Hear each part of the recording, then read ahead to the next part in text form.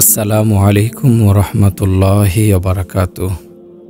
প্রিয় পরিণতি চ্যানেলের শ্রোতা বন্ধুরা, আশা করি আল্লাহ পাক রব্বুল আলমিনের অশেষ মেহেরবানিতে আপনারা সকলে ভালো আছেন। প্রিয় ভাই ও বোনেরা আমার, পৃথিবীতে প্রত্যেকটা মানুষই নিজ নিজ মেহনতের একটি গন্তব্য ঠিক করে নেয়, আর এই গন্তব্য পর্যন্ত পৌঁছাকে মানুষ সফলতা মনে করে, আর গন্তব্য পর্যন্ত পৌঁছতে না পারলে তাকে ব্যর্থতা মনে করে। আমাদের অসহায়ত্ব হলো জীবনে আমরা যে লক্ষ্য ও গন্তব্য ঠিক করে রাখি সে পর্যন্ত পৌঁছতে পারে খুব অল্প মানুষ। মাঝপথেই হাজির হয় মৃত্যু। জীবনের মালিক আল্লাহ তাআলার হাতেই এর লাগাম। তিনি যে সিদ্ধান্ত নিয়ে রেখেছেন বা নেন তা আমাদের আশা আর স্বপ্ন বাস্তবায়নের ব্যবস্থাপনা দেখে করেন না, করেন নিজের ইচ্ছা অনুযায়ী। এ কেমন আজব জগৎ যে মানুষ আপন জীবনের লক্ষ্য ও উদ্দেশ্য ঠিক করে, কিন্তু বেশিরভাগ মানুষই সেই লক্ষ্য পর্যন্ত পৌঁছার আগেই মৃত্যুবরণ করে। আর যারা লক্ষ্য পর্যন্ত পৌঁছে তাদেরও জীবনের অন্তিম সময় এসে যায়। জীবনের দীর্ঘ পথ পাড়ি দিয়ে যখন সফল হয় তখন আরও চলে যাওয়ার সময় হয়ে যায়। বার্ধক্যজনিত বিভিন্ন রকম অসুস্থতা দেখা দেয়। খাবারে রুচি হয় না, অথচ কত খাদ্য ফ্রিজে পড়ে আছে। রাতে ঘুম হয় না, অথচ আরামদায়ক শয্যা তার জন্য বিছানো আছে। এসব তার কোনো কাজে আসে না, শুধু দীর্ঘশ্বাস আর হতাশা। একসময় মৃত্যুর ডঙ্কা বেজে ওঠে। সব ছেড়ে যুগ যুগের পরিশ্রমের ফসল অন্যদের হাতে তুলে দিয়ে কবরের বাসিন্দা হয়ে যায়।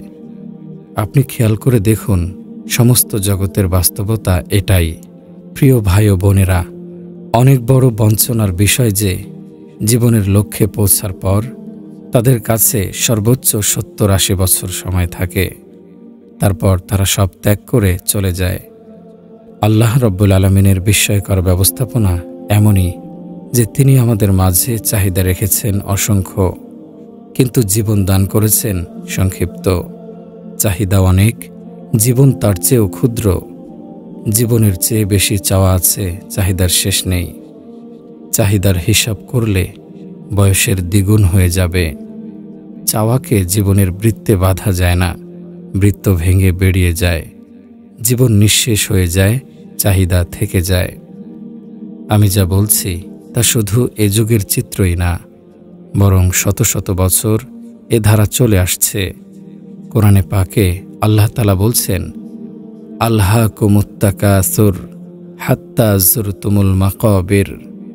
প্রাচুর্যের লালসা তোমাদেরকে গাফেল করে রাখে, এমনকি তোমরা কবরস্থানে পৌঁছে যাও। শেরশাহ সূরি দিল্লি বিজয় করেন শেষ বয়সে। দিল্লি বিজয় করে একটি মূল্যবান উক্তি করেছেন তিনি। তার সেই উক্তি জগতের সব মানুষের জন্যই প্রযোজ্য। তিনি বলেছেন, আমার মাথার উপর ক্ষমতার সূর্য সে সময় উদয় হয়েছে যখন আমার নিজের জীবন সূর্য অস্ত প্রায়। তিনি 60 বছর বয়সে দিল্লি জয় করেন। মাত্র 6 বছর ক্ষমতার স্বাদ পেয়েছিলেন। 66 বছর বয়সে মৃত্যুবরণ করেন। তার উক্তি সত্য প্রমাণিত হল। ক্ষমতার সূর্য যখন চমকালো তখন নিজের জীবনের সূর্য অস্ত গেল। এই তো জীবন। জীবন এমনই ক্ষণস্থায়ী, অল্প কয়েকদিনের। এই অল্প কদিনের জীবনে নিজের চাওয়া পাওয়ার আপন পরিকল্পনায় মানুষ হয়তো পূর্ণতা পর্যন্ত পৌঁছতে সক্ষম হয়। যখন পৌঁছে তখন মৃত্যু তার মাথার ওপর এসে যায়। আমরা এই জগতে মাত্র অল্প কদিনের বাসিন্দা। রঙিন দুনিয়ার মায়া ছেড়ে মৃত্যুকে আলিঙ্গন করতে হবে, হয়ে যাব কবরের বাসিন্দা। এই তো মানুষের নিয়তি, এটাই তো বাস্তবতা। তারপরও কেন উদাসীন? আল্লাহ রব্বুল আলামিন আমাদের কাছে কি চান আর আমরা কি করছি? আল্লাহ তাআলা বলেন, হে আমার বান্দা, তুমি চাও এক আর আমি চাই আর এক। তোমরা আমার ইচ্ছা ও চাহিদার কাছে আত্মসমর্পণ করো, তাহলে তুমি যা চাইবে তা আমি তোমাকে দান করব। তুমি তোমার চোখ দিয়ে দুনিয়ার চাকচিক্য দেখো, আকাশ দেখো, নদী দেখো, সাগর দেখো, সুশোভিত বৃক্ষরাজি দেখো, এগুলো দেখার জন্যই তোমার দুটি চোখ আমি দিয়েছি। তোমার চোখ একটি নিয়ামত। আমার সৃষ্টির সৌন্দর্য ও নিয়ামত এগুলো তোমাদের জন্যই, কিন্তু একটি সীমা আছে। দেখতে গিয়ে সেই সীমা লঙ্ঘন করো না। কোরআনে কারিমে বলা হয়েছে, কুল্লিল মুমিনিনা ইয়াগুদ্দু মিন আবসারিহিম। ঈমানদার পুরুষদেরকে বলে দিন তারা তাদের চোখগুলোকে অবনত রাখুক। কুল্লিল মুমিনাতি ইয়াগুদ্দুনা মিন আবসারিহিন্না। ঈমানদার মহিলাদেরকে বলে দিন তারা তাদের চোখগুলোকে অবনত রাখুক। দুনিয়াতে দেখা হারাম নয়, কিন্তু আল্লাহ তাআলা বলে দিয়েছেন তোমরা তোমাদের চোখগুলোকে অবনত রাখো, সীমা লঙ্ঘন করো না। আমি তোমাকে শুনতে বারণ করিনি। আল্লাহ তাআলা বলেছেন তোমরা হারাম শোনো না।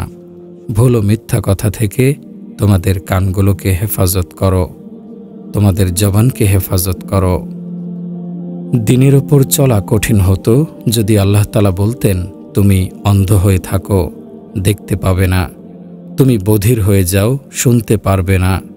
তুমি ক্ষুধার্ত থাকো, খেও না। তুমি বোবা হয়ে যাও, কথা বলতে পারবে না। তুমি ল্যাংড়া হয়ে যাও, হাঁটা যাবে না। আল্লাহ তাআলা এসব বলেননি। তিনি সব কিছুর জন্য একটি সীমানা নির্ধারণ করে দিয়েছেন যে এতটুকু তুমি দেখতে পাবে, এতটুকু নয়।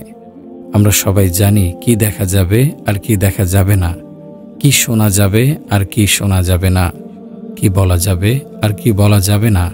সত্যটা বলতে হবে, মিথ্যা বলা যাবে না। কোরআন পড়ো, কোরআন শোনো, গান শোনো না। অর্থাৎ যা আমি চাই তা করবে, তাহলে আমি তাই করব যা তুমি চাও। আরে ভাই, দুনিয়াতে কতদিন পর্যন্ত দেখবেন? দেখতে দেখতে একদিন চোখের পাওয়ার কমে যাবে, চোখে চশমা উঠবে। তারপর একসময় চশমাও কোনো কাজে আসবে না। চোখের আলো আল্লাহ তাআলার নেয়ামত, একদিন তা নিভে যাবে। আলোহীন চোখ কিছুই দেখতে পাবে না। কান দ্বারা আর কতদিন শুনবেন? একদিন কানের পর্দায় তালা লেগে যাবে, বধির হয়ে যাবেন, কিছুই শুনবেন না। কানে যন্ত্র লাগানো হবে, একসময় যন্ত্রও বেকার হয়ে যাবে। মুখ দ্বারা কতদিন পর্যন্ত কথা বলবেন? কতদিন পর্যন্ত চেঁচাবেন? একদিনে জবান বন্ধ হয়ে যাবে, জিহ্বা নড়বে না। তারপর এই আওয়াজ চিরদিনের জন্য নীরব হয়ে যাবে। এই শরীর কতদিন থাকবে? আর কতদিন পর্যন্ত তুমি শরীরের চাহিদায় পায়রবি করবে? একদিন পেশিবহুল শরীর এ লাবণ্যময় চেহারায় ভাঁজ পড়ে যাবে। এই রূপ সৌন্দর্য একদিন হারিয়ে যাবে। আর এই চেহারা যার জন্য এত গর্ব, এত চাহিদা, যার দর্শনে চোখ কখনো ক্লান্ত হতো না, এই চেহারায় একবার চোখ পড়লে চোখ ফিরিয়ে নিতে মন চাইতো না। একদিন তা বিরক্তিকর, বিশ্রী বস্তুতে পরিণত হবে। তোমার দেহ ভরা যৌবন ছিল, সদম্ভে হেঁটে বেড়াতে যে পা দিয়ে, ভরা যৌবনে সদম্ভে দেখিয়ে বেড়াতে যে শরীর, আজ তা নুয়ে পড়েছে বয়সের ভারে। আজ এতই দুর্বল যে দুজন মানুষের কাঁধে ভর দিয়ে তোমাকে চলতে হয়। পা দুটি মাটিতে স্থির হয়ে দাঁড়াতে পারছে না, অন্যের সাহায্যে চলতে হয়। এ শরীর আজ বিছানায় পড়ে আছে, গড়াগড়ি খাচ্ছে, উঠতে পারছে না। এসব ভাবনার বিষয়, এটাই তো বাস্তবতা। এ যৌবন হারিয়ে যাবে, জীবন প্রদীপ নিভে যাবে। একদিন মাটির নিচে দাফন হয়ে যাবে দেহ। তারপর একটি সময় আসবে যেন কেউ কারো না। এই মা, এই বাবা, পুত্র, কন্যা, ভাই, বোন সবাই ভুলে যাবে। তারপর আমি একটি ভুলে যাওয়া কাহিনীতে পরিণত হব। ভুলিয়ে দেবে দুনিয়ার ব্যস্ততা। একসময় কবরের চিহ্ন পর্যন্ত মুছে যাবে। নাতির জানা থাকবে না তার দাদার কবর কোথায়। আজ তো ছেলেমেয়েরাও অনেক সময় ভুলে যায় বাবার কবর কোথায়। মৌলানা তারিক জামিল সাহেব বলেন, এক সাথীর কবরে ফাতেহা পড়তে আমি মিয়ানী শরীফ নামক কবরস্থানে গেলাম। কবরস্থানে পৌঁছার পর একটি কবর আমাকে থামিয়ে দিল। সে এক ভাঙাচোরা এমন অবহেলিত কবর। আমার মনে হলো যেন এই কবরটির কথা স্মরণ করার মতো কেউ নেই, অথচ তার সাথে আমার বিশেষ সম্পর্ক নেই। তবে সম্পর্ক একটা আছে, তা হলো ঈমানের সম্পর্ক। এ বন্ধনে পৃথিবীর সকল মুসলমানই পরস্পর আত্মীয়। আমি কবরটির দিকে এগিয়ে গেলাম। ভাবলাম, হায় আল্লাহ, মানুষ এভাবে হারিয়ে যায়। কাছে গিয়ে দেখলাম কবরের ফলকে খোদাই করে লেখা রুস্তমে হিন্দের কবর। লেখা আছে জন্ম 1844 খ্রিস্টাব্দ ও মৃত্যু 1908। আমার কান্না এসে গেল। আমি আমার সাথীর কবরে ফাতেহা পড়ার কথা ভুলে গেলাম। আমি রুস্তমে হিন্দের কবরের পাশে দাঁড়িয়ে ফাতেহা পড়লাম। আমার মন বলছিল, পৃথিবীর সকল মানুষ বুঝিয়ে কবরের কথা ভুলে গেছে, কি অসহায়ভাবে পড়ে আছে রুস্তমে হিন্দ। প্রিয় ভাই ও বোনেরা, আমাদের আশাগুলো পূর্ণ হওয়ার পূর্বেই ধ্বংস এসে যায়। আমাদের কষ্টের অর্জনগুলো অন্যের হাতে চলে যায়। আমি তো উপার্জন করতে করতেই জীবন শেষ করে ফেলি। সে উপার্জন আমার কোনো কাজে আসে না। আমার হাড় গোশত মাটির সাথে মিশে যায়, সাথে আমাদের স্বপ্নগুলো হারিয়ে যায়। আমার তৈরি বিশাল অট্টালিকা আমার থাকে না, আমার সন্তানরা আমার থাকে না। দুনিয়ার সব ব্যস্ততায় তারা আমাকে ভুলে যায়। দুনিয়ায় অনেক বড় লোক, ধনাঢ্য, আমি এ কবরে রিক্ত হাতে পড়ে থাকি। এ সম্পদ আমার থাকলো না, বিশাল অট্টালিকা আমার থাকলো না, সন্তানরাও আমার থাকলো না। কেন এমন হয় ভাবুন তো। চিন্তা করা উচিত। এ সম্পদ তো আমার জন্য পরকালের মুনাফা হতে পারত। যদি সম্পদের সুষ্ঠু ব্যবহার হতো, সম্পদ দিয়েও জান্নাত কামাই করা যায়, সন্তানের কারণেও জান্নাত কামাই করা যায়। যদি সন্তানকে দিনদার বানানো যায়, সন্তানকে তো এমনভাবে গড়ে তুলি যে আমার মৃত্যুর পর কবরে একবার ফাতেহা পড়ারও সময় পায় না। যদিও সময় পায়, তাহলে ফাতেহা পড়ে দোয়া করার জন্য মাওলানা খুঁজতে হয়। আজ আমাদের ঘরগুলোতে এতটুকু পরিবেশও বিদ্যমান নেই। বাস্তবতা বড়ই করুণ। ঘরগুলো অশান্তির আগুনে পুড়ছে। মনে হয় যেন জাহান্নামের আগুন জ্বলছে। ক্ষোভ, হতাশা, লোভ, হিংসা, গীবত সব আজ ঘরে ঘরে বিদ্যমান। এসবই হচ্ছে দিন না থাকার কারণে। আর এই দিনই পরিবেশ না থাকার কারণে আমার সন্তানরাও দিন শিক্ষা থেকে বঞ্চিত হচ্ছে। আর আমার মৃত্যুর পর এ সন্তানরা আমার কোনো কাজেই আসছে না।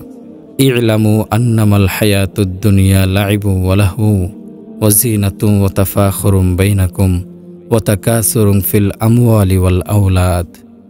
তোমরা জেনে রাখো, দুনিয়ার জীবন ক্রীড়া কৌতুক, জাকজমক, পারস্পরিক গর্ব অহংকার। তোমরা জেনে রাখো, দুনিয়ার জীবন ক্রীড়া কৌতুক, জাকজমক, পারস্পরিক গর্ব অহংকার, ধন সম্পদ ও সন্তান সন্ততিতে প্রাচুর্য লাভের প্রতিযোগিতা ব্যতীত আর কিছুই নয়। প্রিয় ভাই ও বোন আমার, শেষ পরিণতির মুখোমুখি হতে হবে সবাইকেই। অথচ আমরা এ শেষ পরিণতির কথা ভাবি না। ভাবি কেবল সন্তানের পড়াশোনা, সম্পদ কামাই করার কথা, জীবনের সুখ স্বাচ্ছন্দ্যের কথাই কেবল ভাবি। সকল শক্তি, মেধা ও সামর্থ্য এ পথে বিলিয়ে দেই। অথচ দিনদারির পথটা কঠিন কিছু ছিল না। এখানে আমার সাথে আমার পিতামাতা, সন্তানরা আছে, আত্মীয় স্বজনরাও আছে, আমার বিপদে দাঁড়ানোর মতো সবাই আছে। কিন্তু সে সময়টা তো খুবই কঠিন, যখন আমাকে আমার সন্তানরা বাঁচাতে পারবে না আমার পিতামাতা, স্ত্রীও। যখন চিকিৎসক আমার পাশে দাঁড়িয়ে বলবে, এখন তো আল্লাহর হাতে তোমাকে ছেড়ে দিতে হবে। যখন আমি দ্রুত শ্বাস নিতে থাকব, যখন আমার প্রাণ আমাকে ছেড়ে বেরিয়ে যেতে উদ্যত হবে, যখন দৃশ্যমান সবকিছুই আমার দৃষ্টির আড়ালে চলে যেতে থাকবে, দৃষ্টির আড়াল হয়ে যাবে আমার স্ত্রী, সন্তান, বাড়ি গাড়ি, এ সময়টা বড়ই করুণ। প্রকৃত অর্থে তখনই আমি কারো সাহায্যের মুখাপেক্ষী হব।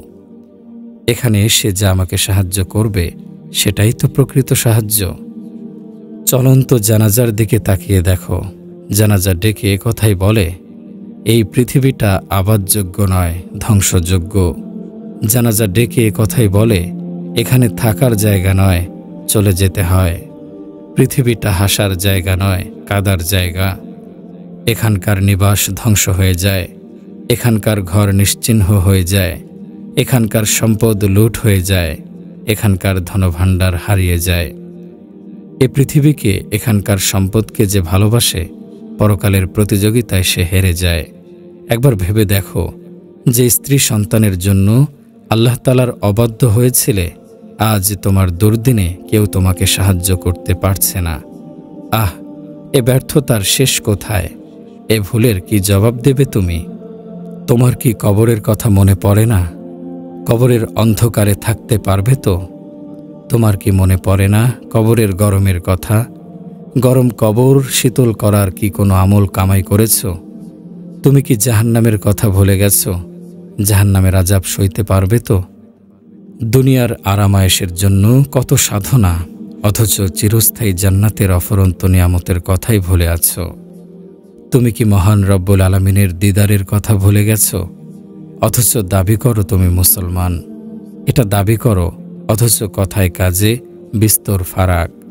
এমন অলসতা অবজ্ঞার ভেতর জীবনটা কাটিয়ে দিলে পাথরের চেয়েও কঠিনের হৃদয়। মহান সৃষ্টিকর্তাকে স্মরণ করলে না, যৌবনেও না, বার্ধক্যেও না। অবশেষে মৃত্যু গাফলতের ভেতর দিয়ে এসে দাঁড়ালো।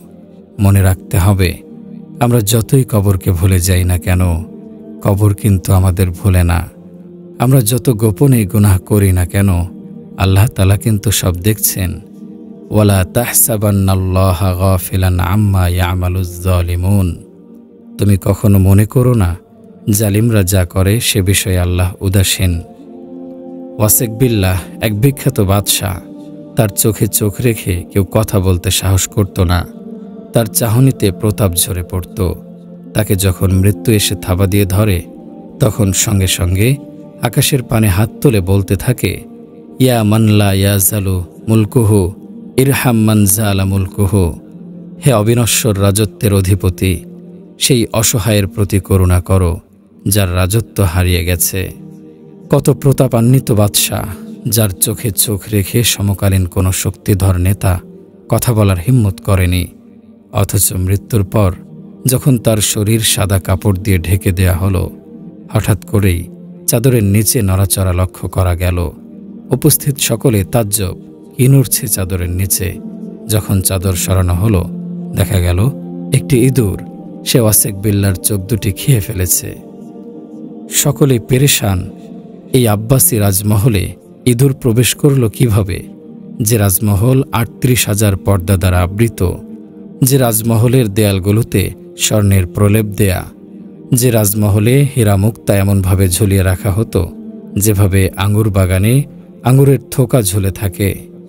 আব্বাসী রাজমহলে তো পিঁপড়া প্রবেশ করাও মুশকিল, কিন্তু সেখানে ইঁদুর প্রবেশ করল কিভাবে? তাও আবার বাদশাহ ওয়াসিক বিল্লাহর শয়নকক্ষে। মূলত এই ইঁদুর ছিল আল্লাহ তাআলার পক্ষ থেকে। আল্লাহ তাআলা ইঁদুর দিয়ে জগৎবাসীকে একথা স্মরণ করিয়ে দিতে চেয়েছেন, হে জগৎবাসী, তোমরা দেখে নাও, যে চোখ থেকে প্রবল প্রতাপ ঠিকরে পড়ত, তোমরা দেখো সে চোখকেই সর্বপ্রথম ন্যস্ত করা হলো একটি ইঁদুরের হাতে। এ থেকেই বুঝে নাও কবরে তার সাথে কি আচরণ করা হবে। এই পৃথিবী থেকে কেউ বিদায় নিতে চায় না, মরতে চায় না কেউই। তবে মৃত্যু থেকে কেউই রেহাই পায় না। মৃত্যু আসবেই, তাই আসুন মৃত্যুর জন্য প্রস্তুত হই। প্রিয় ভাই ও বোনেরা, আজ পৃথিবীতে সম্পদ কামাই করতে করতে আমাদের চুল সাদা হয়ে যায়। আমরা সুউচ্চ প্রাসাদ নির্মাণে সঞ্চয়ের সব কিছু ঢেলে দেই আর ভাবি আমরা বুঝি সফল কাম হয়ে গেছি। মূলত আল্লাহ তাআলা যাদের সম্পদকে ধ্বংস করতে চান, তাদের সম্পদ দিয়েই মূলত এ পৃথিবীতে বড় বড় অট্টালিকা নির্মাণ করান। সাহাবায়ে কেরামগণের জীবনী দেখুন, তারা জীবনে ব্যক্তিগতভাবে কোনো উঁচু ভবন নির্মাণ করেননি। কায়সার কিসরার আলিশান ভবনগুলো দূরে ঠেলে দিয়েছেন। হযরত ওমর রাদিয়াল্লাহু আনহু অর্ধ পৃথিবীর শাসক হয়েও দরিদ্র জীবন কাটিয়েছেন। হযরত ওসমান রাদিয়াল্লাহু আনহু সে সময়ে মদিনায় অন্যতম ধনাঢ্য ব্যক্তি ছিলেন, কিন্তু কাটিয়েছেন দরিদ্র জীবন। হযরত আবু বকর রাদিয়াল্লাহু আনহু নিজের সব সম্পদ আল্লাহর রাস্তায় দান করে দিয়েছিলেন। হযরত আলী রাদিয়াল্লাহু আনহুর অবস্থা ছিল এমন যে কোনোদিন ঘরে খাবারও থাকত না। হযরত আবু উবাইদা ইবনুল জাররাহ রাদিয়াল্লাহু আনহু সিরিয়ার গভর্নর ছিলেন। থাকতেন ঝুপড়ির মতো একটি ঘরে। শুকনো রুটি ছিল যার খাবার। অথচ তাদের সাধনায়, তাদের মেহনতে দুনিয়াতে ইসলাম বিস্তার লাভ করেছে। তাদের মেহনতে অর্ধজাহানে ইসলামের পতাকা উড্ডীন হয়েছিল। সম্পদ তাদের কাছে তুচ্ছ ছিল। আল্লাহ তাআলার সন্তুষ্টি ছিল তাদের আসল মাকসাদ। পিতা পুত্রকে বলতো, যাও বাবা, আল্লাহর পথে নিজেকে বিলিয়ে দাও, জান্নাতে গিয়ে মিলিত হব। মা সন্তানকে আল্লাহর পথে পাঠিয়ে দিতেন। স্ত্রী স্বামীকে বলতেন, যাও আল্লাহর রাস্তায় জিহাদ করো। এই ছিল আমাদের পূর্ববর্তীদের অবস্থা। হায় হায়, আমরা আজ বড় ধোঁকার মধ্যে পড়ে আছি। অনেক প্রতারণার শিকার আমরা। আমাদের অবস্থা বড় অদ্ভুত। জান্নাত যে আমাদের লক্ষ্য তা আমরা ভুলে গেছি। আমরা সবাই এমন যারা দুনিয়ার বিনিময়ে জান্নাত বিক্রি করছি। আল্লামা ইবনুল কাইয়ুম জাওজি রহমতুল্লাহি আলাইহি বলেন, যে ব্যক্তি জান্নাতের বিনিময়ে দুনিয়া ক্রয় করল, তার চেয়ে বড় লুণ্ঠিত মুসাফির আর কেউ আছে কি? এত বড় বঞ্চিত, এত বড় ক্ষতিগ্রস্ত আর কেউ আছে কি? যে জান্নাতের হুরদের বিক্রি করে দুনিয়ার নারীদের রূপে পাগল হয়ে আছে। কত বড় আহমকি এটা যে আমরা জান্নাতের আলিশান প্রাসাদগুলোকে বিক্রি করছি দুনিয়ার সম্পদের মোহে পড়ে। জান্নাতের সুরম্য অট্টালিকা পরিত্যাগ করে এ জগতের ক্ষণস্থায়ী ভঙ্গুর বাড়িঘরের পেছনে দৌড়াচ্ছি। কত বড় নির্বোধ সেই ব্যক্তি যে জান্নাতের রাজ্য ও রাজত্বকে প্রত্যাখ্যান করে এখানকার দিন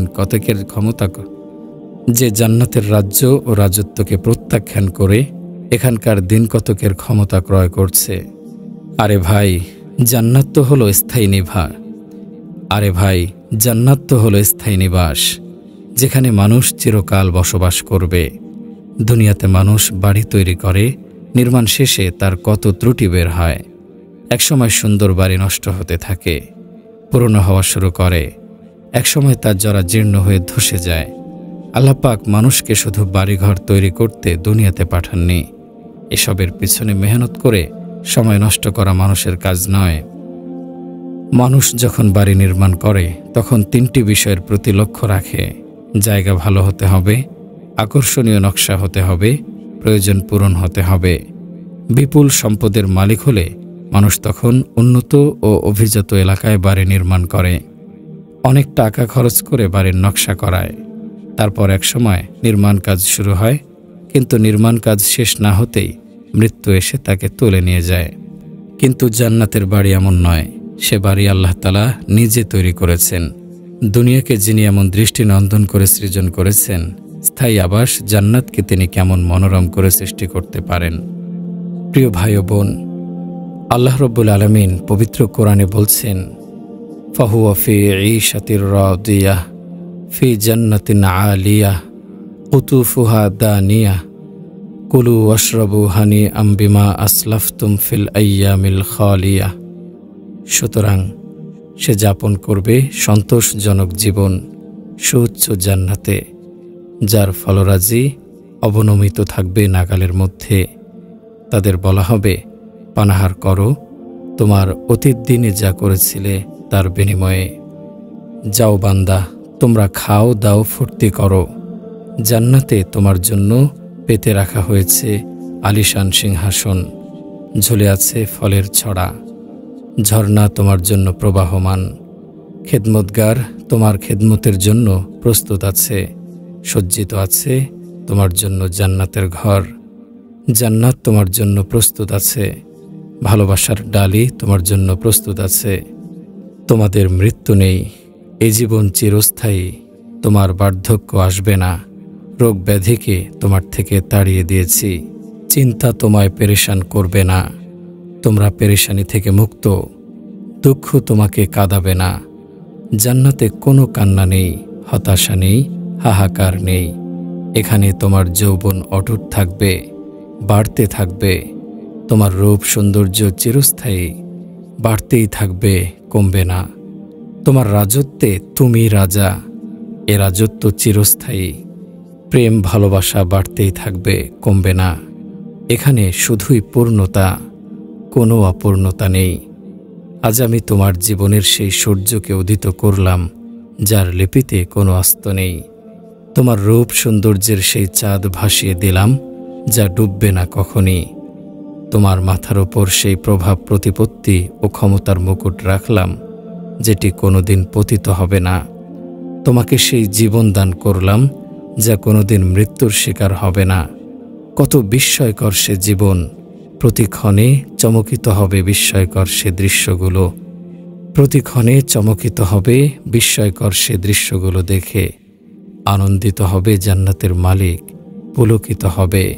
হবে সোনার জমিন, এক ইট সোনার, এক ইট রূপার, এক ইট মুক্তার, এক ইট পান্নার, এক ইট হীরার, প্রলেপ হবে মিশকের। ঘাস হবে জাফরানের, ছাদ হবে আল্লাহর আরশ। সেই মহলের নিচ দিয়ে বইবে দুধের নহর, পানির নহর, মধুর নহর, শরাবের নহর। চতুর্দিকে বাগান, বিভিন্ন রকমের ফল ঝুলছে গাছে গাছে, থোকা থোকা আঙুর, কোথাও আনার, খেজুর ভরা গাছ। সব রকমের ফল, ইচ্ছে হলেই হাজির সব রকমের ফল। সেখানে পান করবে জান্নাতীরা এমন পানীয় যার মিশ্রণ কাফুর, কাফুর মিশ্রিত পানীয়, কাফুর মিশ্রিত পানীয় যার একটি ফোঁটা যদি জগতে পড়ে তাহলে সমগ্র জগৎ সুরভিত হয়ে যাবে। তাদের পান করাবে ফেরেশতারা, হুরগণ, গেলমানরা। আরও পান করানো হবে জানজাবিল মিশ্রিত পানীয় যার উপকরণ হল সালসাবিল নামক ঝর্ণা। ওয়াইসকাউনা ফিহা কাসান কানা মিজাজুহা জানজাবিলা আইনান ফিহা তুসাম্মা সালসাবিলা। যেখানে তাদের পান করানো হবে জানজাবিল মিশ্রিত পানীয়, জান্নাতের এমন এক ঝর্ণা যার নাম সালসাবিল। এ হলো আমাদের গন্তব্য, যেখানের জন্য আমাদের মেহনত করা উচিত। আল্লাহ পাক রব্বুল আলামিন আমাদের সবাইকে কবুল করুন, আমিন। প্রিয় ভাই ও বোন, মৃত্যু এমন এক অটল বাস্তবতা যে জগতের সব নেশা ছুটিয়ে দেয়। এ জগৎ খেলতামাশা ছাড়া কিছুই নয়। আমাদের পরিকল্পনা নিয়ে আমরা এগিয়ে যাচ্ছি, মৃত্যুও কিন্তু সাথে সাথে চলছে। কিন্তু মৃত্যুর কথাটা আমাদের পরিকল্পনার বাইরে থেকে যায়। আমরা ভুলে থাকি মৃত্যুকে, অথচ মৃত্যু আমাদের সাথে সাথে আছে, ভুলে না। কত সম্পদ উপার্জন করবেন, কত সম্পদ উপার্জন করবেন, কবে পর্যন্ত কামাই করবেন, কোনো সীমা পরিসীমা আছে? সীমা তো থাকা দরকার। এক জায়গায় গিয়ে থেমে যাওয়া তো দরকার। আখেরাতের কিছু ভাবনা তো করা দরকার। প্রতিদিন নতুন নতুন পরিকল্পনা হচ্ছে, জীবনকে স্বপ্নিল করার নতুন নতুন প্রোগ্রাম সাজাচ্ছি। আর আমরা হাঁটছি এক পা করে কবরের দিকে। একদিকে সুন্দর সুন্দর পোশাক তৈরি হচ্ছে, অন্যদিকে কাফনের কাপড় বাজারে আসছে। সেদিন এক কবরস্থানের পাশে একটি দোকানে দেখলাম অনেকগুলো নতুন কফিন সাজিয়ে রাখা হয়েছে। কয়েকটা সাধারণ কফিন, আবার কয়েকটা সুন্দর কারুকাজ করা। দেখে মনটা আমার হু হু করে উঠল। এই কফিনগুলো কার জন্য তৈরি করা হয়েছে কেউ জানে না। শহরের কবরস্থানগুলো ভরে যাচ্ছে। প্রতি বছর কবরস্থানগুলো নতুন করে জায়গা বাড়াতে হচ্ছে। আমাদের শেষ নিবাসের জন্য এখানেই সবাই যাচ্ছে, গোপন হয়ে যাচ্ছে। এ কবরস্থান সব মরহুমদের স্থায়ী নিবাস। আমরা কেন ভাবি না লোকটা কেন মারা গেল? খাটিয়ার ওপর শুয়ে নিথর দেহটা যাচ্ছে কোথায়? তার তৈরি সুন্দর বাড়ি থেকে তাকে কেন বের করে নেওয়া হচ্ছে? খাটিয়ায় চড়ে কেউ একজন কবরে যাচ্ছে। একদিন আমাদেরকেও খাটিয়ায় চড়িয়েই নিয়ে যাওয়া হবে কবরস্থানে। বিশাল বিশাল অট্টালিকায় আমার থাকার কোনো অধিকার থাকবে না। আমার বাড়ি আমার থাকবে না, হয়ে যাবে স্ত্রী সন্তানদের। আমার থাকলো না কিছুই, আমি তখন একটি লাশ। প্রিয় ভাই ও বোন, মানুষ এই জগৎ ছেড়ে চলে যাচ্ছে। সামনে কি আর কোনো জীবন আছে, নাকি এখানেই শেষ? মরে গেলাম, স্বজনরা কাঁদল কদিন, তারপর সব স্বাভাবিক। মানুষ বলে একে ছাড়া কিছুই হবে না, কিন্তু পরে দেখা যাচ্ছে একে ছাড়া সবই হচ্ছে। স্বজনরা কেঁদে কেঁদে বলে, একে হারিয়ে আমার জীবনটা অন্ধকার হয়ে গেল, কিন্তু তার ঘরেই বাতি জ্বলে, যেন কেউ মরেইনি। তো এখানে এসে বিবেক স্থির হয়ে যায়, প্রশ্ন জাগে সামনে কি আছে। এখানে কোরআন আমাদের রাহবারি করছে। কোরআন বলছে মৃত্যুর পর একটি জীবন আছে, খেলতামাশা নয়। আয়াহসাবুল ইনসানু আন ইউতরাকা সুদা, মানুষ কি মনে করে তাকে এমনিতেই ছেড়ে দেয়া হবে? আল্লাহ রব্বুল আলামিন বলছেন, হে আমার বান্দা, এই ভাবনা মন থেকে বের করে দাও যে মৃত্যুর পর প্রতিদান ও শাস্তি নেই। ইন্না ইয়াউমাল ফাসলি মিকাতুহুম আজমাইন, সকলের জন্য নির্ধারিত আছে তাদের বিচার দিবস। ফাতাতুনা আফওয়াজা, সেদিন আসবে তোমরা দলে দলে। অফুতিহাতিস সামাউ ফাকানাত আবওয়াবা, আকাশ খুলে দেয়া হবে, ফলে সেটি হবে বহু দরজা বিশিষ্ট। ওয়া উজলিফাতিল জান্নাতু লিল মুত্তাকিন, জান্নাতকে মুত্তাকিদের নিকটবর্তী করা হবে। অবুররিজাতিল জাহিমু লিল গাওয়িন, পথভ্রষ্টদের জন্য জাহান্নামকে উন্মোচিত করা হবে। সেদিন সফলতা ও ব্যর্থতার চূড়ান্ত ফয়সালা হবে। স্পষ্ট হয়ে যাবে কে সফল কে বিফল। কোরআনের ভাষায় সাইদ ও সাকি। সাইদ অর্থ কামিয়াবি, সফল। যে নেক আমল করেছে নেকির পাল্লা তার ভারী হয়ে যাবে। জিবরাইল আলাইহিস সালাম ঘোষণা করবেন, অমুকের পুত্র অমুক, অমুকের কন্যা অমুক সফল, তার নেকির পাল্লা ভারী হয়েছে, অমুক সফল কাম হয়েছে। তারপর বদ আমলের কারণে যার বদের পাল্লা ভারী হবে সে বিফল হবে।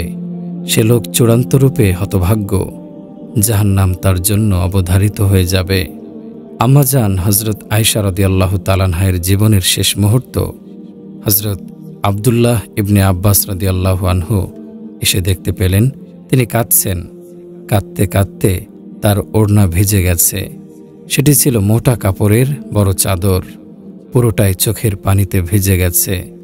হযরত আব্দুল্লাহ ইবনে আব্বাস রাদিয়াল্লাহু আনহু জিজ্ঞেস করলেন, আম্মাজান, আপনি কাঁদছেন কেন?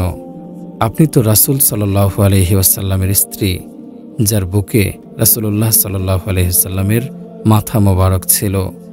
আর সেই অবস্থায় তিনি মহান বন্ধুর দরবারে হাজির হয়েছেন। তো আপনি কেন কাঁদছেন? আপনি তো রাসূল সাল্লাল্লাহু আলাইহি ওয়াসাল্লামের সবচেয়ে প্রিয় স্ত্রী। হযরত আয়েশা রাদিয়াল্লাহু তাআলা আনহা বলেন, এসব কথা দ্বারা আমাকে ধোঁকা দিও না। হায়, আমি যদি কিছুই না হতাম। আমার প্রিয় ভাই ও বোনেরা, বুদ্ধিমান তো সেই ব্যক্তি যে নিজেকে চিনেছে এবং মৃত্যুর জন্য প্রস্তুতি গ্রহণ করেছে। সেই ব্যক্তি বুদ্ধিমান যে আখিরাতের প্রস্তুতি গ্রহণ করেছে।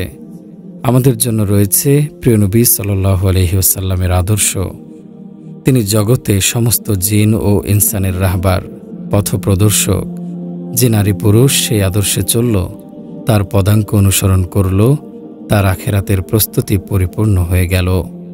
আমরা মানুষকে তারই আদর্শের দিকে আহ্বান করি, যে নিজের জীবনটাকে রাসূলুল্লাহ সাল্লাল্লাহু আলাইহি ওয়াসাল্লামের বরকতময় পথে নিয়ে আসুন। তার মতো আদর্শবান মানুষ না আল্লাহ কাউকে তৈরি করেছেন, না কেউ তৈরি হতে পারে। প্রিয় ভাই ও বোন, আমাদের অন্তর পাথর হয়ে গেছে। আল্লাহ এবং আল্লাহর রাসূলের সাথে এ অন্তরের কোনো সম্পর্ক নেই। আমাদের সম্পর্ক কেবল আমাদের সাথে। আমাদের ভালোবাসা কেবলই আমাদের কামনা বাসনার প্রতি।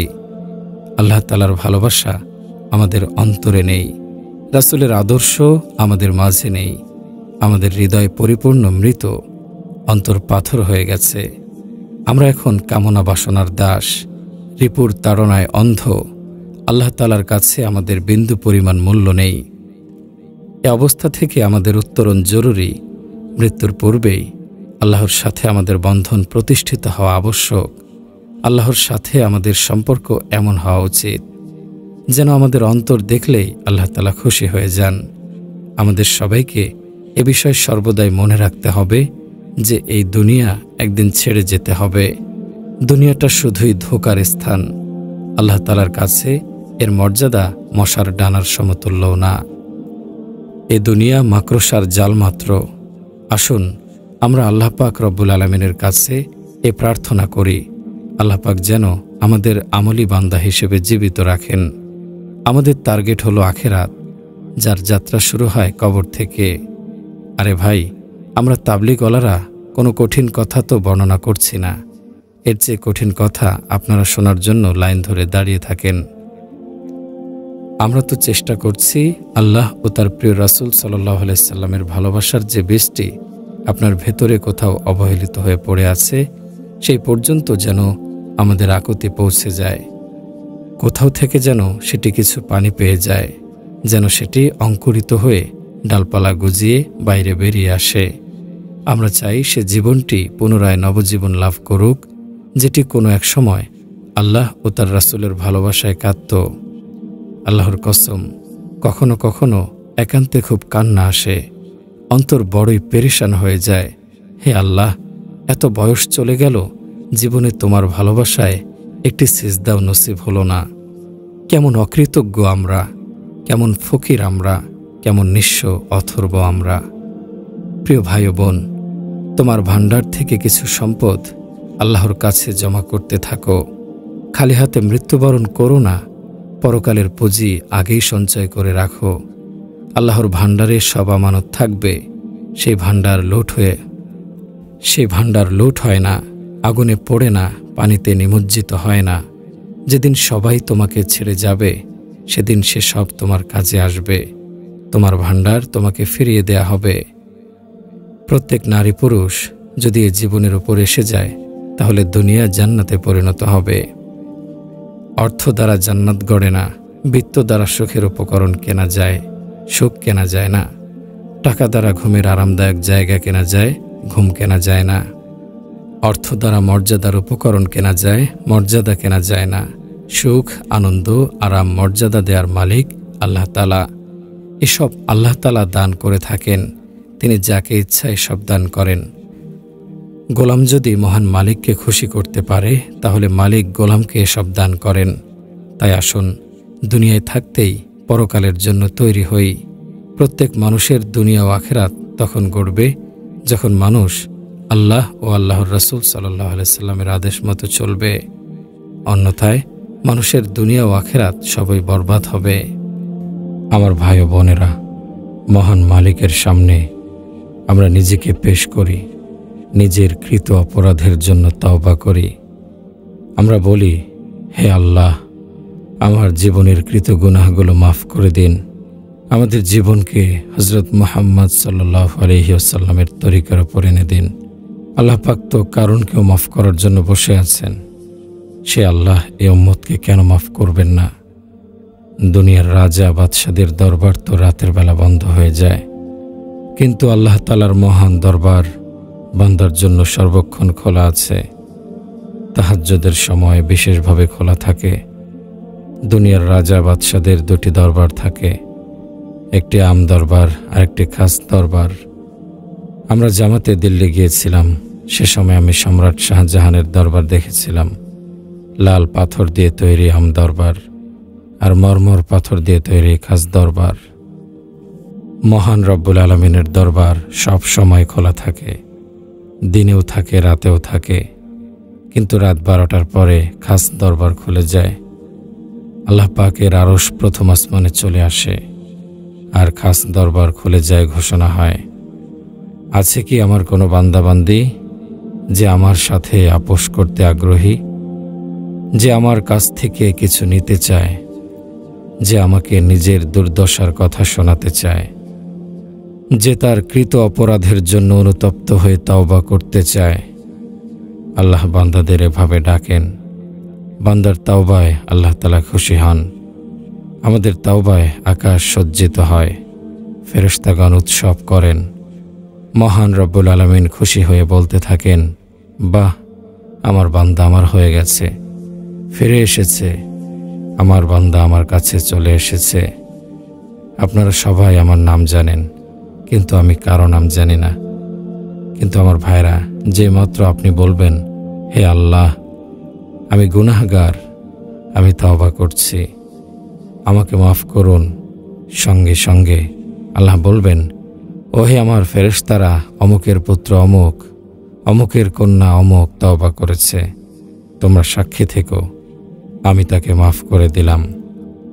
প্রিয় ভাই ও বোন, আসুন আমরা আল্লাহ তাআলার রাজি খুশিকে লক্ষ্য বানিয়ে নেই। আল্লাহ পাক পুরুষ ও মহিলাদের জন্য রাস্তা ঠিক করে দিয়েছেন। হে আমার বান্দাবান্দি, আমাকে সামনে রেখে চলো। আমি তোমাদের সৃষ্টিকর্তা ও অধিপতি, আমি তোমাদের মাবুদ, তোমরা আমাকে রাজি করো।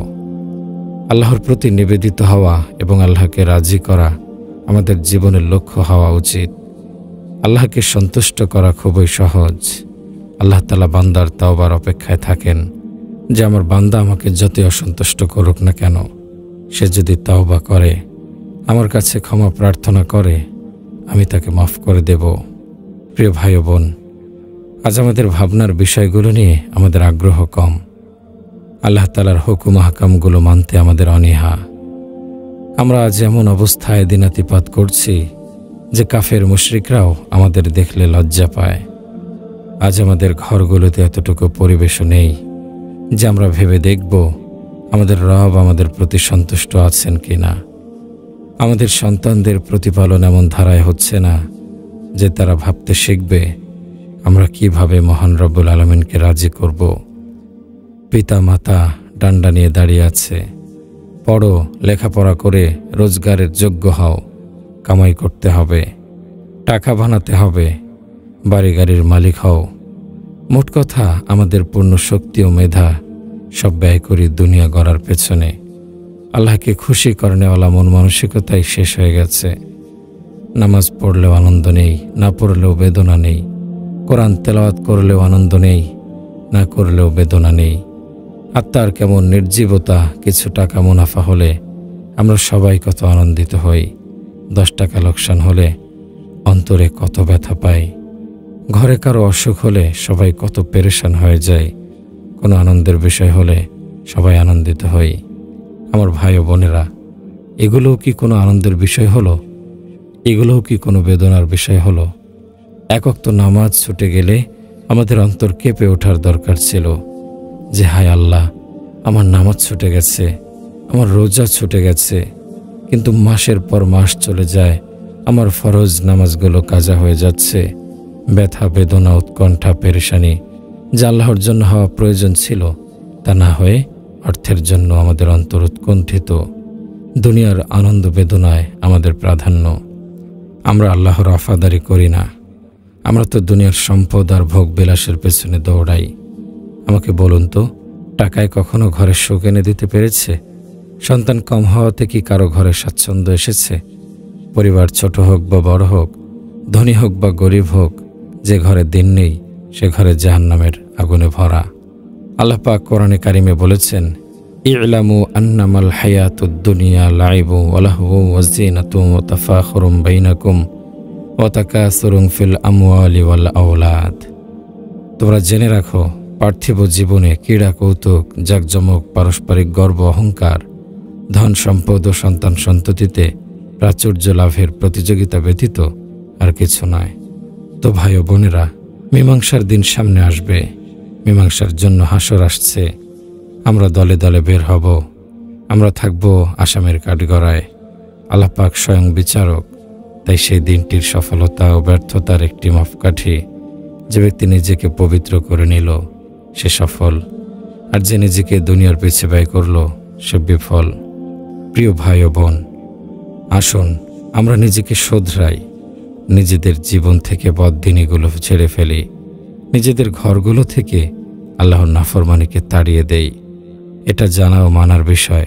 শুধু জানলাম কিন্তু মানলাম না, তবে কিছুই হবে না। দিন জানতে হবে, দিন মানতে হবে, দিনের পথে চলতে হবে। অনেকেই বলেন, দিন আমিও জানি। আল্লাহর হুকুম হাকামগুলোর দাওয়াত দিতে গেলে অনেকে এমন কথা বলতে শোনা যায়। মদখোর মদ খাচ্ছে, তাকে যদি বলেন ভাই মদ পান করো না, এটি হারাম। সুদখোরকে যদি বলেন এটা হারাম, সে বলে এত ফতোয়া দিবেন না, ইসলাম আমরাও বুঝি। আরে ভাই, বুঝি আপনার কি লাভ হলো যদি মানতে না পারলেন? ইসলামকে শুধু জানলে হবে না, মানতে হবে। আমি অনেক বড় বড় বিধর্মী পণ্ডিতদের দেখেছি, তারা ইসলাম সম্পর্কে অনেক জ্ঞান রাখে, কিন্তু সে তো জানলই, মানল না, কি লাভ হলো? ইসলামকে জানতে হবে, মানতে হবে। জানা না থাকলে আলেমদের কাছ থেকে জেনে মানতে হবে। আমরা যদি মৃত্যুবরণ করেই মরে যেতাম তাহলে ভালো ছিল, কিন্তু মৃত্যুর পর তো জবাবদিহিতাও আছে। সেটি কেন ভুলে যাই? দুনিয়াতে সাধারণ একটি মামলার জন্য বড় বড় আইনজ্ঞের দ্বারস্থ হতে হয়। সামান্য অসুখের জন্যও বড় বিশেষজ্ঞ ডাক্তারের শরণাপন্ন হতে হয়। কিন্তু আমাদের মনেই নেই যে আমাদের গোটা জীবনের মামলা একদিন আল্লাহর আদালতে উপস্থিত হবে। যে আল্লাহ আমাদের চোখের নড়াচড়া দেখেন, আমরা কানে যা শুনি সব দেখেন, রাতের আধার তার জন্য আড়াল তৈরি করতে পারে না। একান্ত গোপনীয়তায় করা আমাদের কাজ তার দৃষ্টির আড়ালে নয়। সেই মহান শক্তিধর আল্লাহর সামনে আমাদেরকে দাঁড়াতেই হবে। প্রিয় ভাই ও বোনেরা, তোমরা তোমাদের প্রতিপালককে মহান রবকে ভয় করো, কারণ কিয়ামতের মহাকম্পন আসছে। তোমরা আল্লাহর দিকে দৌড়াও। যেই দিন কম্পন দেখা দেবে, কম্পনের পর আরও কম্পন আসবে, সেই দিনটির জন্য তোমরা প্রস্তুতি গ্রহণ করো। প্রিয় ভাই ও বোন, সেদিনের প্রস্তুতি গ্রহণ করার জন্যই দুনিয়াতে আমাদের পাঠানো হয়েছে। এখানে আমরা একজন মুসাফির ছাড়া আর কিছু না। এ জগৎ মূলত একটি অস্থায়ী আবাস। একদিন আমাদের এ দুনিয়া ছেড়ে যেতেই হবে। দুনিয়াকে যারা ভালোবেসে আপন করে নিয়েছে, দুনিয়া তাদের ধোঁকা দিয়েছে। দুনিয়ার শান্তি খুঁজতে খুঁজতে জীবন শেষ করেছে, কিন্তু শান্তি পায়নি। দুনিয়া যাদেরকে দংশন করেছে তারা কখনো শান্তি পায়নি। দুনিয়া একটি বিষধর সাপ, সবচেয়ে বড় বিশ্বাসঘাতক। কাজেই সতর্ক হন। এ দুনিয়ার বুকে এমন একদিন আসবে যেদিনের ভয়াবহতা যুবকদেরকেও বৃদ্ধ বানিয়ে দেবে। সেদিন আল্লাহ তাআলা আত্মপ্রকাশ করবেন, ফেরেশতাগণ দলে দলে এসে উপস্থিত হবেন। হাজির করা হবে সব বনি আদমকে। তখন আল্লাহ তাআলা ডেকে বলবেন, ওহে আমার বান্দারা, যেদিন আমি তোমাদের সৃষ্টি করেছিলাম সেদিন থেকে আজ পর্যন্ত আমি তোমাদেরকে শুধু দেখে এসেছি। তোমাদের কর্মকাণ্ড দেখেছি, কিছুই বলিনি। রাতে যে সিজদারত ছিলে তাকেও দেখেছি, যে গান বাদ্য করেছ তাকেও দেখেছি। তোমাদের চারিত্রিক স্খলনও দেখেছি, তোমাদের অপকর্মে লিপ্ত হওয়াও দেখেছি। কে হালাল রোজগার করেছ তাও দেখেছি, কে হারাম কামাই করেছ, সুদঘুষের টাকায় সম্পদ গড়েছে, কে কোন পথে চলেছ সব দেখেছি। জালেমের জুলুম দেখেছি, মাজলুমের আর্তনাদ শুনেছি, ইনসাফও দেখেছি। শুধু দেখেছি, বলিনি কিছুই। আজ বলার সময় এসেছে। প্রস্তুত হও। কি ভেবেছিলে এ বিশ্বজগৎ নিজে নিজে সৃষ্টি হয়েছে? তোমাদের সুঠাম সুন্দর দেহ, যৌবনের উদ্যমতা আপনা আপনি এসেছে? দুনিয়ার অঢেল সম্পদ, বিশাল অট্টালিকা যা নিয়ে তুমি গর্ব করতে, তা নিজের বুদ্ধিতে অর্জন করেছিলে?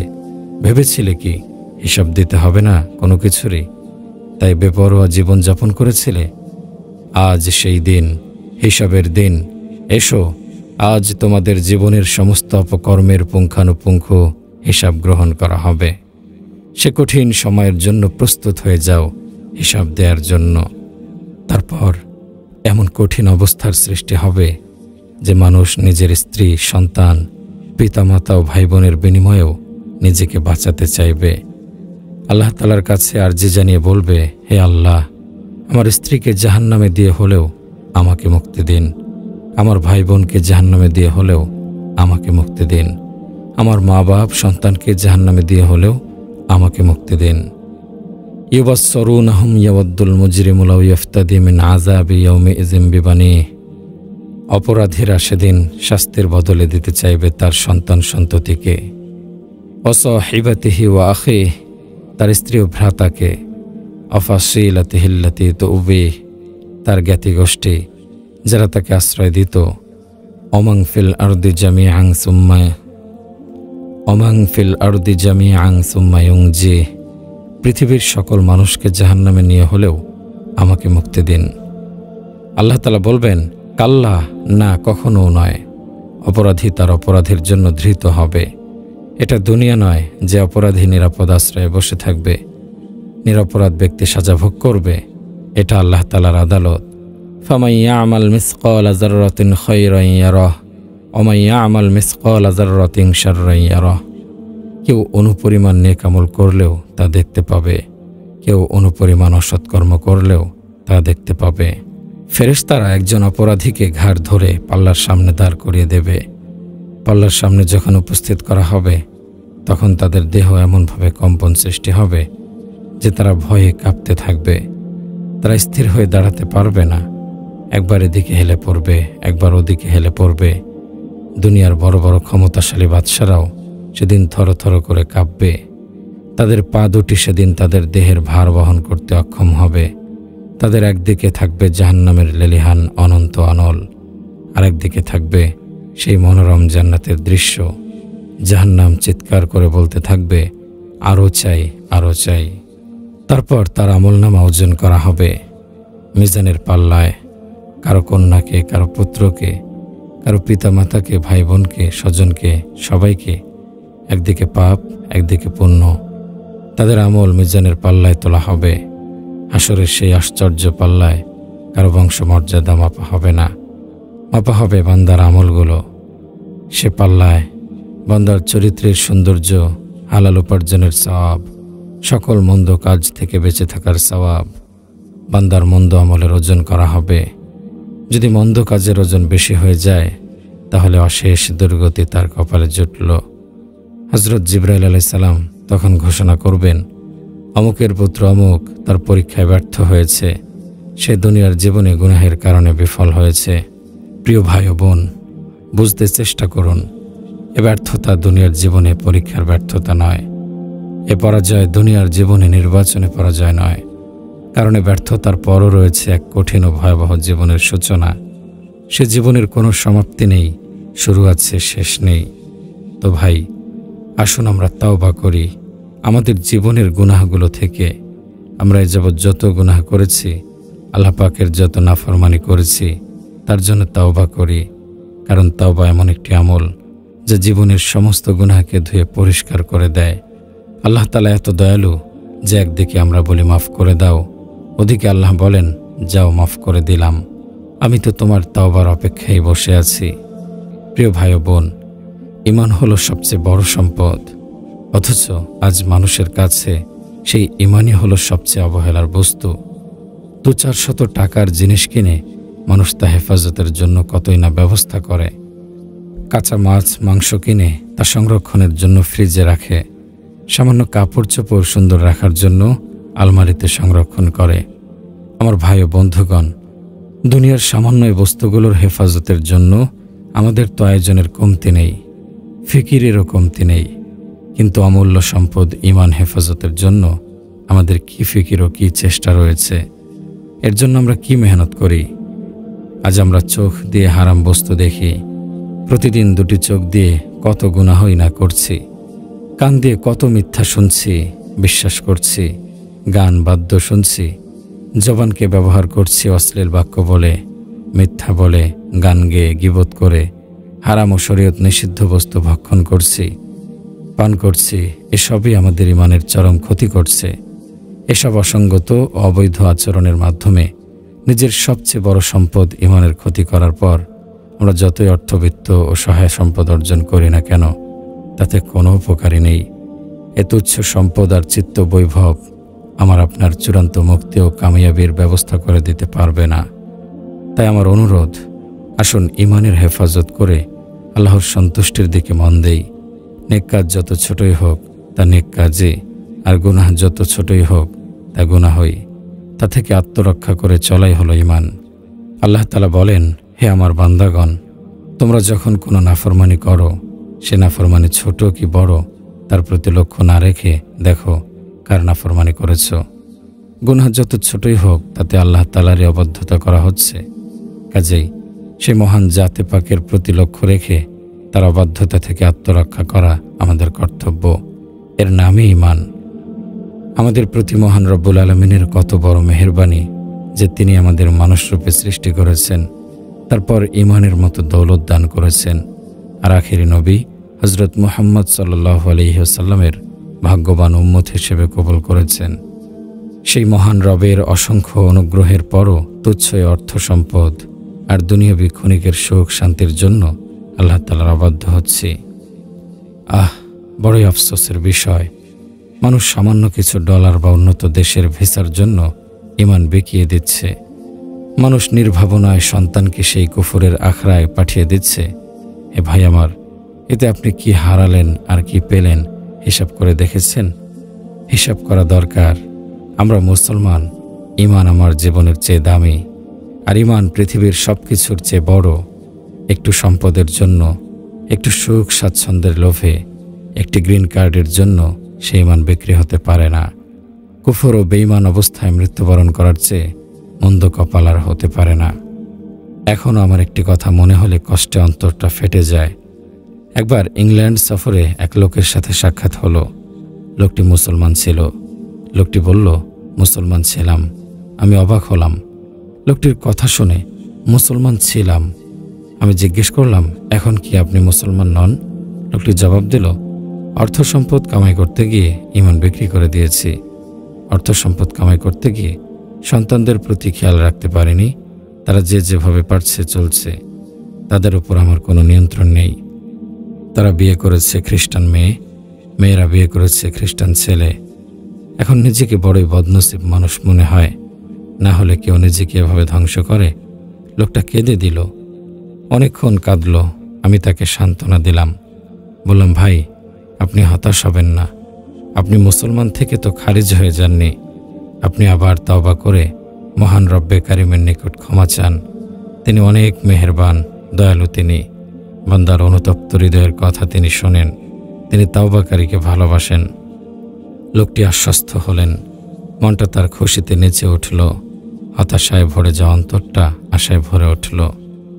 ভাই, সকল মুসলমানের ঈমান আমল পরিশুদ্ধ হোক। যারা ঈমান ও দ্বীনি পথ থেকে বিচ্যুত হয়ে গেছে, তারা ঈমান ও ইসলামের পথে ফিরে আসুক। দাওয়াত ও তাবলীগের মেহনত এমন এক মেহনত, এর সঙ্গে যুক্ত হলে মানুষ ঈমান ও আমলের নূর লাভ করে। ক্রমশ সে আলোর উজ্জ্বলতা বৃদ্ধি পেতে থাকে। আল্লাহ আমাদের সবাইকে হেফাজত করুন। প্রিয় ভাই ও বোন, অশ্লীলতা ও বেহায়াপনা যখন কোনো জাতির মাঝে, সমাজের মাঝে ছড়িয়ে পড়ে, তখন আল্লাহর গজব নেমে আসে। আল্লাহ পাক অশ্লীলতা ও বেহায়াপনাকে সহ্য করেন না। সবচেয়ে বেশি বেহায়া জাতি ছিল কওমে লূত। এই সম্প্রদায় অশ্লীলতা ও বেহায়াপনার মাঝে ব্যাপকভাবে ডুবেছিল।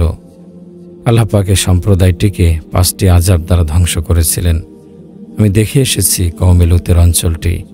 এদিকে ধসে গেছে, ওদিকে ধসে গেছে। কওমে লূতের কোনো প্রাণী সেদিন বাঁচতে পারেনি। 40 দিন পর্যন্ত একাধারে পাথর বৃষ্টিতে সব অশ্লীলতা ও বেহায়াপনার কবর রচিত হয়েছিল। এগুলো আমাদের জন্য শিক্ষার উপকরণ, যদি আমরা শিক্ষা নিতাম। আজ আমাদের সমাজের অবস্থাও বড়ই করুণ। আজ আমরা আমাদের ঘরগুলো পাপ পঙ্কিলতায় ভরে ফেলেছি। অন্যায় অবিচারে ভরে গেছে সমাজ। অশ্লীলতার বেহায়াপনার বাজার বড়ই রমরমা। যে নারীর পর্দায় আবৃত হয়ে চলাফেরা করার কথা, সে চলছে উলঙ্গ হয়ে। যুবক, বৃদ্ধ, কিশোর সবাই অর্ধ উলঙ্গ নারীর রূপ যৌবন দেখছে তাকিয়ে তাকিয়ে। বড়ই আশ্চর্য লাগে যখন দেখি পিতা তার কন্যাকে অর্ধ উলঙ্গ পোশাকে নিয়ে যাচ্ছে। এ পোশাকে নারী যখন রাস্তায় চলে, তখন সবাই তাকিয়ে থাকে, অথচ পিতামাতার সাথে আছে। আমি বুঝি না মানুষের মর্যাদা বোধ কোথায় হারালো। মুসলমান কিভাবে তার মর্যাদা ভুলে যায়? মুসলমান এটা কেন বোঝে না যে আমার কন্যা বাজারে পণ্য নয়, রাস্তায় প্রদর্শিত হওয়ার মতো বস্তু নয়, বেগানা পুরুষের বিনোদনের পাত্র নয়? আমার কন্যা, আমার বোন, আমার স্ত্রী হীরা মুক্তার চেয়েও মূল্যবান। আমার কন্যা, আমার বোন, আমার স্ত্রীদেরকে বেপর্দা ছেড়ে দিয়ে তাদের মর্যাদাহীন, মূল্যহীন করে ফেলেছি। অশ্লীলতার বাজারে তাদেরকে বেপর্দা ছেড়ে দিয়েছি। হে ভাই, হে বোন, নিজেদের মূল্য বুঝতে শিখুন, নিজের মূল্য দিতে শিখুন। মুসলমান হওয়ার কারণে, কালেমাওয়ালা হওয়ার কারণে আপনি মূল্যবান। নিজের মর্যাদা এভাবে খাটো করবেন না। আল্লাহর গজবের ভয় করুন। এ অশ্লীলতা আল্লাহ তাআলা সহ্য করবেন না। বছর কয়েক আগে তুরস্কের একটি শহরে ভয়াবহ ভূমিকম্প হয়েছিল। সেখানে ইউরোপ, আমেরিকার মতো বেহায়াপনা, বেলেল্লাপনা ছড়িয়ে পড়েছিল, যার ফলে ভয়াবহ এক ভূমিকম্পে শহরের মানুষসহ